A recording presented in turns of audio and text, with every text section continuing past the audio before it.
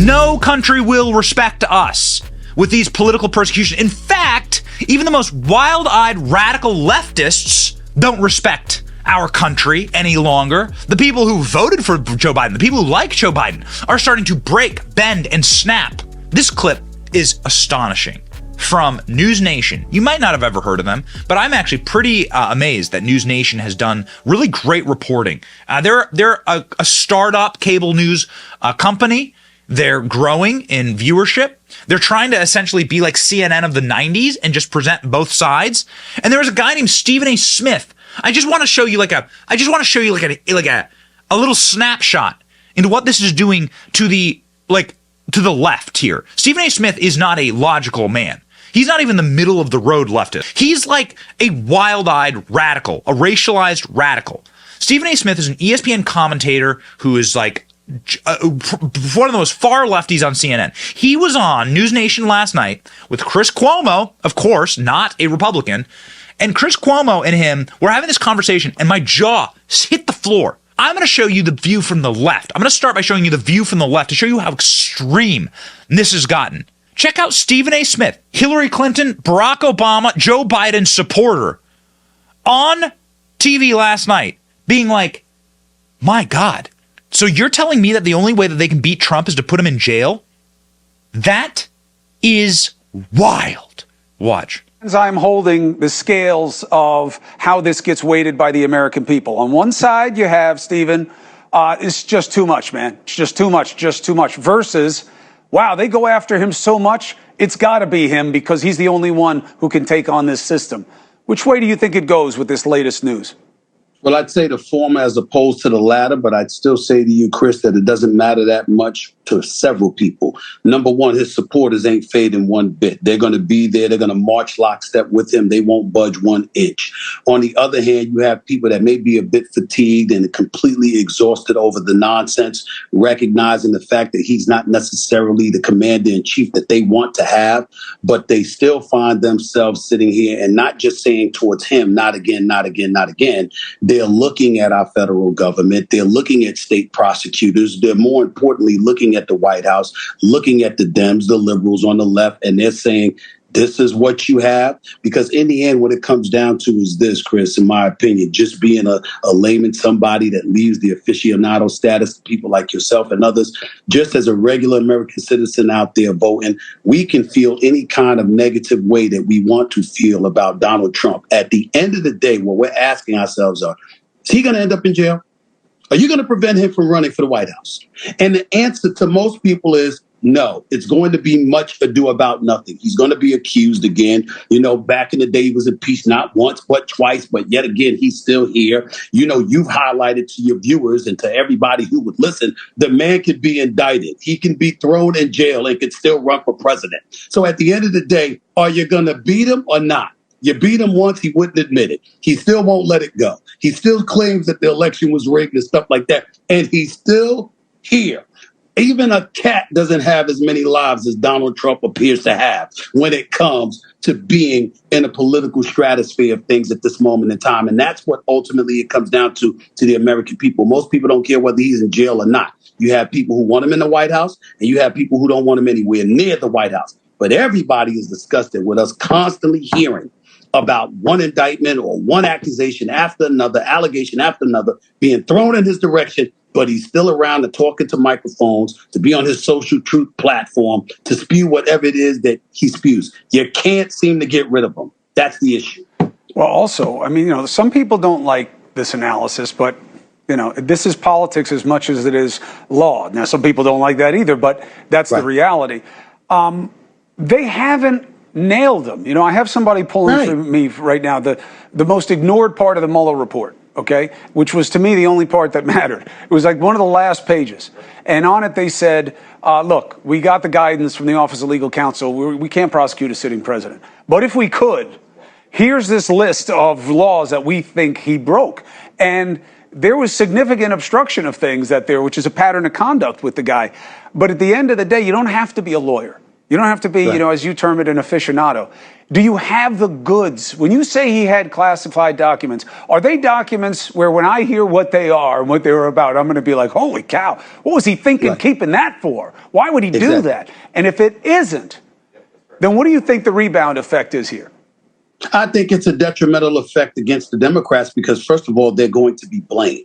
And they're going to be blamed, and then the narrative is going to shift, at least with tens of millions of people. Because even though anybody with sense knows he lost the last election, that's the bottom line, it was a legitimate election, and he got beat by Joe Biden. I've been one of those guys that have said, 80 million plus people didn't vote for Joe Biden. They voted against Donald Trump because Joe Biden wasn't that popular of a candidate, at least before the primaries in South Carolina. Up until that point, he wasn't even in the game as far as a lot of people were concerned. And so because of that, when you look at it from that perspective, Chris, what it comes down to is you're going to have people sitting up there on his side and saying they can't beat him legitimately, and it's going to add it's going to add momentum to his argument that they're exhausting themselves with doing everything they can to prevent him from being the Republican nominee because they can't beat him. That's what they're going to say. Well, that's his case. Because they can't beat him. They'll do anything to stop him from being the Republican nominee. So let's go ahead and check in on that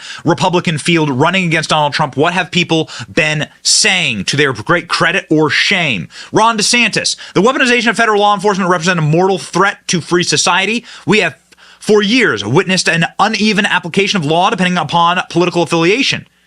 Why so zealous in pursuing Trump, yet so passive in Hillary or Hunter, who both, by the way, have oogled classified documents and mishandled classified documents?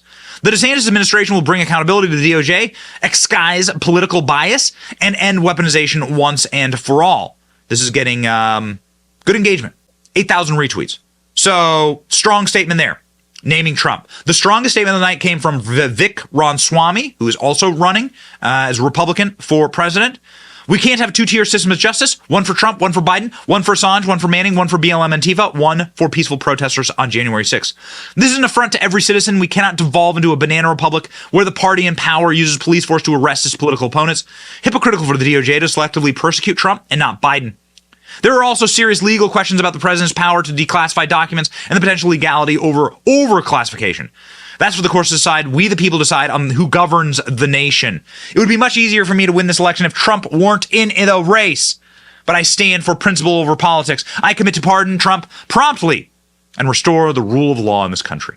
So he brings up two great points there. Him and DeSantis both echo two very important points. This is the weaponization of a specific classification regime that has overclassified everything and that run the rules here. So the rules of classification are handled by the superstate in Washington. It is its greatest weapon. They can't launch wars. They can't tax people. But they can use classification and who has their fingerprints on what documents to hurt you and to persecute you if they so choose, or to let you run free if you're Hillary Clinton, Joe Biden, or Hunter Biden, and the like. Barack Obama, for instance, or Bill Clinton. Bill Clinton kept classified documents in his sock drawer. Barack Obama kept them in a crate next to a McDonald's in Chicago. Joe Biden has them strewn all over his garage floor, as Donald Trump says. He's right.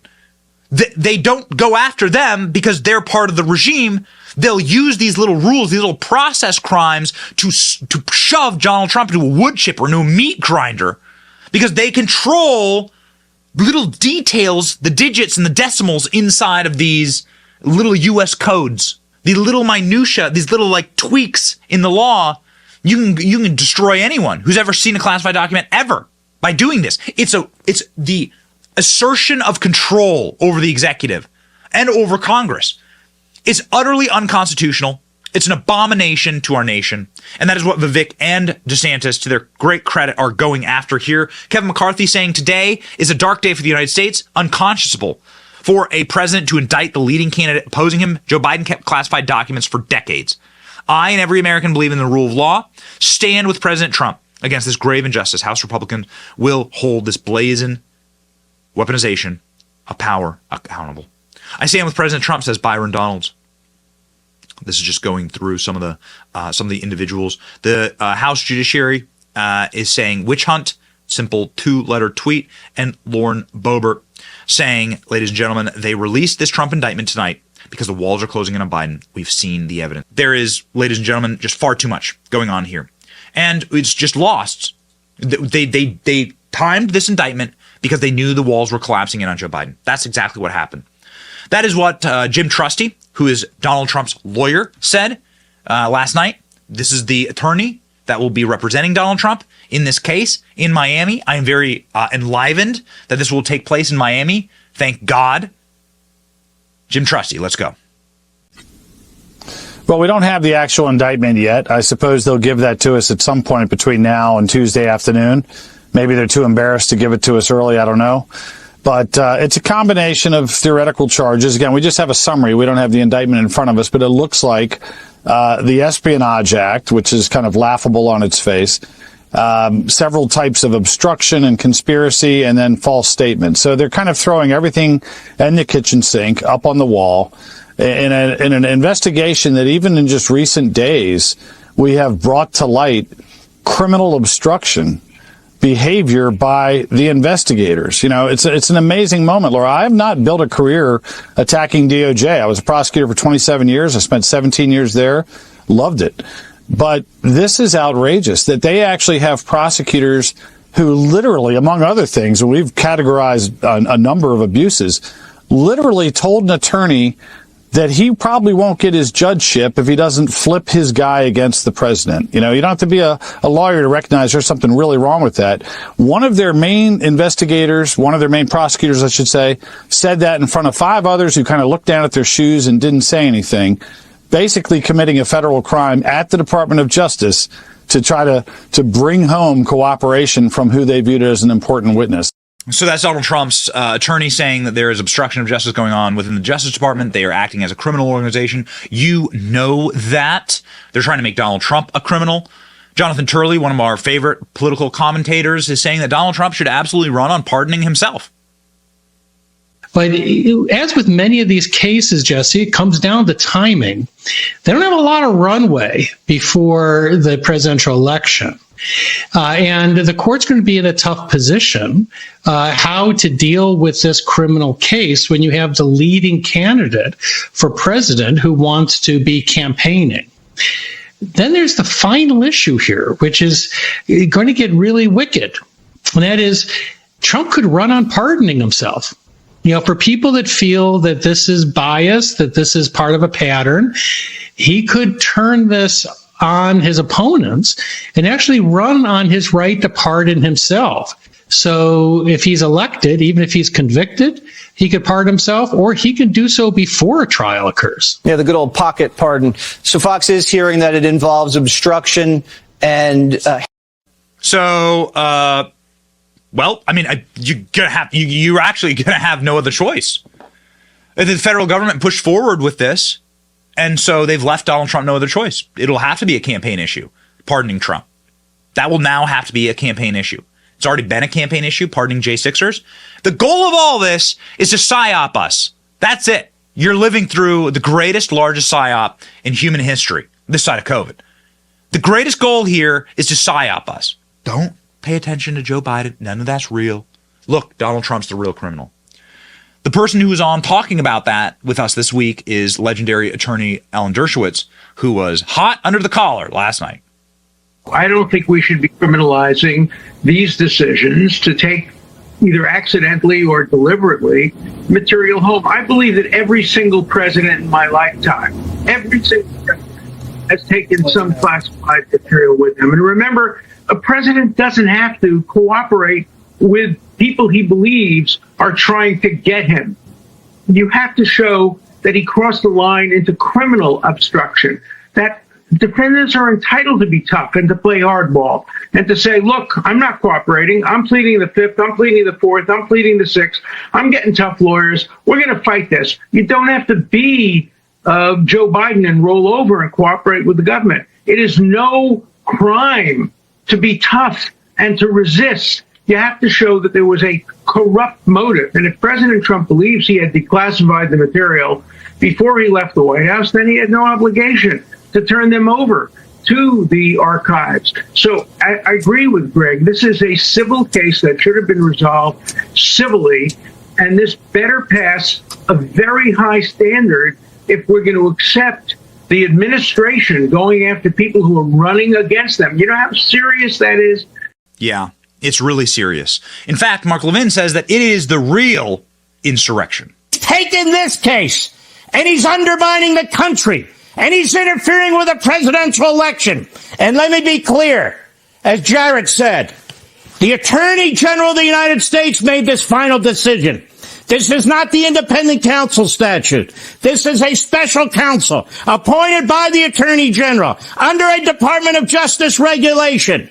This Attorney General, who pretends he's Helen Keller, he made the decision to indict the former president, and they made the decision to interfere in this election. You want to talk about an insurrection? This is an insurrection. Man, Mark Levin is so good in these moments. Thank God for giving us Mark Levin.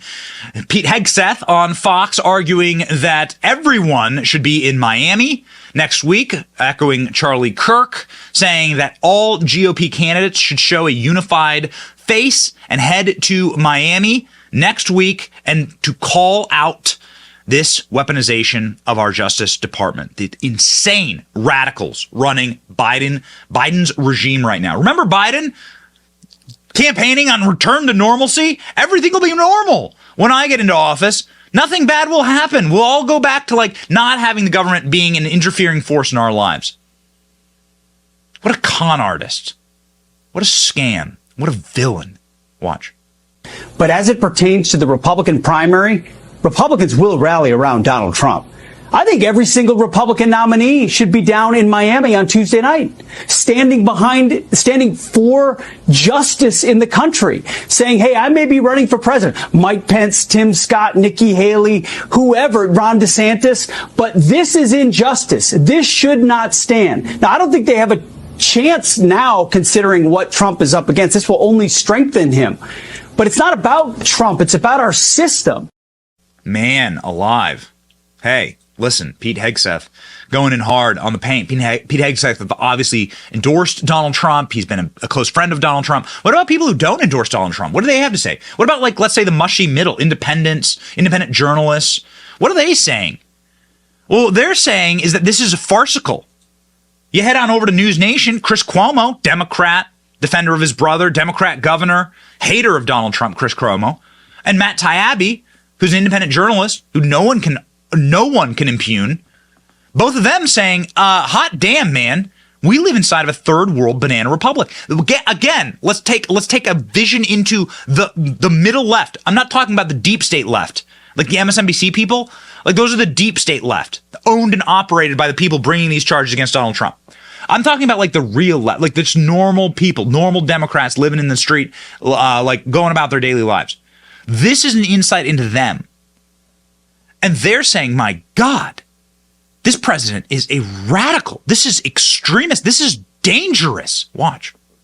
So these concerns, everybody loves conspiracies these days. I'm not so sure that these investigations aren't done in a way that winds up intentionally or unintentionally helping the former president, to be honest, because every time there's a swing, it seems to expose the fact that they go after him with what seems to be at or below a level of anything that would be impressive to people reviewing the document. I think that to the majority, the optics are terrible if you're swinging at somebody during an election and you don't have what we deem the goods. Now, what does that look like in this case? Do you think it comes down to, what are the documents he was keeping?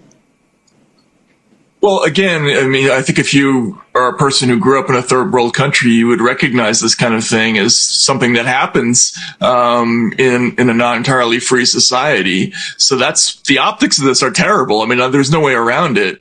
Man, are you listening to that? Again, not a Fox News clip. Again, not Donald Trump supporters, Donald Trump haters saying this is going to backfire.